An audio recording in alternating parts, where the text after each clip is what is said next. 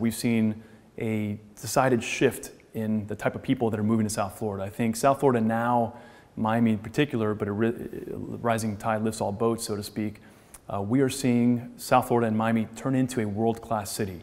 And if that thesis is correct, then we're still way undervalued relative to New York and LA and Hong Kong and Tokyo and London. And so I think there's a lot of room to grow. Also, when you look at what's happening within the United States, you see a shift out of, let's call it for what it is, blue states into red states. So you see Texas and you see Florida that are seen as business-friendly states. You see people moving here. You know, no tax in the state of Florida and Texas as well. You see pro-business approaches by the government, and people can be enjoying the weather. It's December right now, and people are out and about in shorts and t-shirts. So there's many reasons why.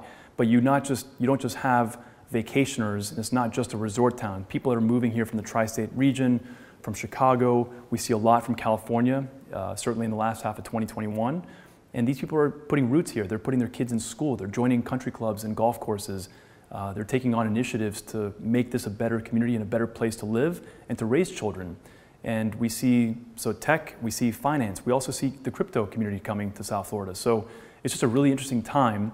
The one area where South Florida is lacking is we don't have the infrastructure necessarily in terms of the schools, the restaurants, the clubs, the golf courses to bring all these people in and make them feel at home. But that community is burgeoning, and we'll see things change as a result of that as well. So we've gone from basically in March of 2020, in the luxury space, we had about a 3-year supply of luxury homes and even more in terms of luxury condos. Fast forward to today, we've got about an 8-month supply of luxury condos, and we've got about a 4-month supply of luxury single-family homes in South Florida. This is crazy. I never thought that I'd be standing here at this point in time saying this. We have multiple bids happening at multi-million-dollar sales prices, and the truth is I don't see it slowing down.